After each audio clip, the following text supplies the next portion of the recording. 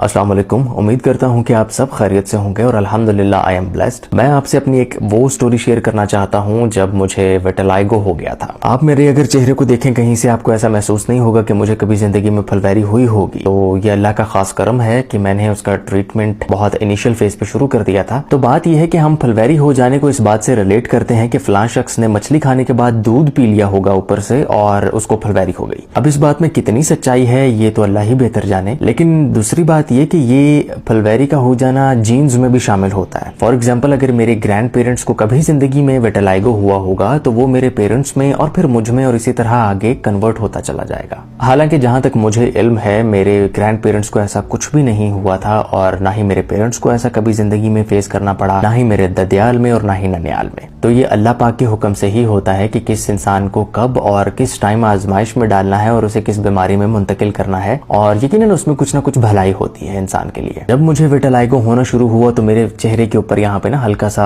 धब्बा पड़ गया था व्हाइट कलर का। मैंने उसे इतना कोई नोटिस में नहीं लिया क्योंकि मुझे ऐसा लगने लगा कि ये कोई बात नहीं, स्किन इन्फेक्शन है, खुद ब खुद हुई है तो खुद ही ठीक हो जाएगा। लेकिन वक्त के साथ साथ वो निशान काफी ज्यादा गहरा होता चला गया और वो मेरे चेहरे पर फैलने लगा। फिर मुझे थोड़ी सी फिक्र लाहक हुई कि शायद ये मुझे फुलवैरी होने लगी है और मुझे इसका ट्रीटमेंट करवाना चाहिए। मैं 2-3 डॉक्टर्स के पास गया। उन्होंने मुझे चेहरे पे लगाने के लिए कुछ ट्यूब्स दे दी, कुछ मेडिसिन दे दी कि बेटा ये खा लेना, इंशाल्लाह अल्लाह पाक आपको सेहत अता फरमाए। मैंने कहा जी जज़ाकल्लाह, शुक्रिया। उसका मैंने इस्तेमाल किया लेकिन मुझे कोई फायदा ना हुआ। मैं बोलते बोलते थक गया हूँ यार। फिर मैंने अपने पेरेंट्स से बात की कि मुझे ऐसा लगता है कि ये अब मुझे फुलवैरी हो चुकी है और इसका कोई प्रॉपर इलाज होना चाहिए। तो मेरी माँ जी ने मेरे मामू जान से ये बात डिस्कस की और उनको सारी सिचुएशन से आगाह किया कि हमने डॉक्टर्स को चेकअप करवाया है लेकिन कोई फायदा नहीं हो सका। तो मेरे मामू जी ने मुझे बताया कि उनके एक दोस्त थे और उनके घर में भी किसी बंदे को इस तरह फुलवैरी हो गई थी। तो उन्होंने एक नुस्खा जो है वो उसके ऊपर अमल किया था, जिसे हम कहते हैं कि ट्रीटमेंट उन्होंने की थी घर में ही। तो अल्लाह पाक ने उनको शिफा दी थी। तो मेरे मामू जान ने अपने उन्हीं दोस्त से दोबारा राब्ता किया और उनको सारी सिचुएशन से आगाह किया कि हमारी फैमिली में भी एक ऐसा इशू क्रिएट हो गया है, तो अगर आपके पास वो नुस्खा मौजूद है तो प्लीज मेरे साथ शेयर करें। अब उस नुस्खे के अंदर क्या क्या चीजें मौजूद थी वो मैं आपको बारी बारी बता दूं। नंबर 1 शहद, नंबर 2 अंजीर, नंबर 3 बीच टंजन। बीच टंजन ये मैं नीचे डिस्क्रिप्शन में मेंशन कर दूंगा। बीच टंजन को हम कहते हैं जंतर, जंतर भी कहते हैं हम उसे। नाम थोड़े से अजीब हैं, पहली बार सुन के मैं भी परेशान हो गया था कि ये कहाँ से मिलेंगे, लेकिन ये पंसार की दुकान से आपको बआसानी मिल सकते हैं। नंबर 4 है चास्कू और नंबर 5 पे है बाउची। अब ये टोटल 5 चीजें हैं। इन 5 चीजों में से शहद को अभी आप निकाल दें, बाकी जो 4 चीजें रह गई हैं उनको आपने रात को पानी में भिगो देना है और सुबह उठने के बाद उस पानी को पुन लेना है और इंजीर बिस्मिल्लाह पढ़ के आपने खा लेनी है।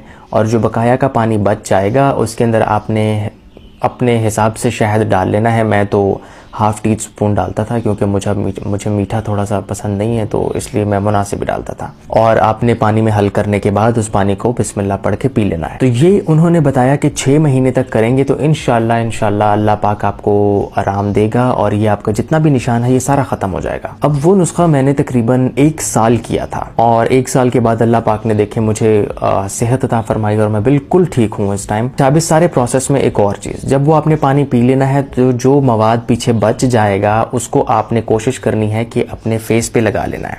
जहाँ पे जिस जगह पे भी आपके फुलवैरी का निशान होगा वहां पे आपने उसको लगा लेना है अच्छे तरीके से, जिसको हम कहते हैं कि स्क्रब कर लेना है। जैसे आप फेस वॉश करते हैं, स्क्रबिंग करते हैं, वैसे ही आपने उस जगह पे उसको स्क्रब कर लेना है और कुछ देर के बाद उसको आप धो लीजिए। मैं आपके साथ अपनी 2 तस्वीरें शेयर करता हूँ। पहली तस्वीर तो यह है जिसमें आप देख सकते हैं कि मेरा निशान कितना वाज़ेह है और बड़ा है। यहाँ पे ये वो क्लियरली देखा जा सकता है कि यहाँ पे मुझे फुलवैरी हो चुकी है। और दूसरी तस्वीर ये है 2019 की, जहाँ पे मेरा निशान अब श्रिंक होके बहुत छोटा सा रह गया है। जब मैंने ये नुस्खा अल्लाह के हुक्म से इसके ऊपर अमल दरामद शुरू किया था तो मुझे माशाल्लाह बहुत फायदा हुआ था और मेरे ख्याल से अब तो ये निशान बिल्कुल खत्म ही हो गया है। मैं 1 मिनट देखूं जरा। अच्छा, अगर अभी मैं आपको दिखाऊं तो ये निशान अभी बहुत लाइट सा है, ये वाला यहाँ पे। तो अब अल्लाह का शुक्र है मैं बहुत बेहतर हूँ। और 2019 के एंड में जब कोरोना शुरू हुआ था तो ये निशान मेरा ख़त्म हो चुका था अल्लाह के फजल से, अल्लाह के हुक्म से।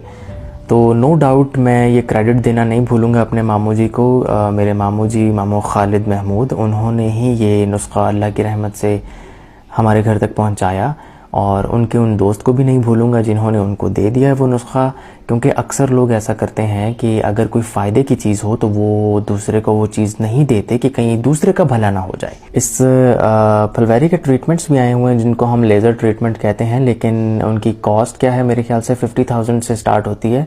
कुछ लोग अफोर्ड नहीं कर सकते उसे। वीडियो शेयर करने का मकसद ये नहीं है कि आपको फुलवैरी हुई है तो वो आपने अपने ऊपर इस्तेमाल करना है। आपके किसी दोस्त अहबाब में, कोई दोस्तों के आगे किसी दोस्त को, या कोलीग्स में, घर में किसी बहन भाई के दोस्त को फुलवैरी हुई है तो उनको ये वीडियो दिखाई जा सकती है और इंशाल्लाह उनको अल्लाह के हुक्म से ज़रूर आराम मिलेगा। तो भाई को दुआओं में याद रखिएगा, अपना ढेर सारा ख्याल रखिएगा। मुझे दे इजाज़त और अपना ख्याल रखें। अल्लाह हाफ़िज़।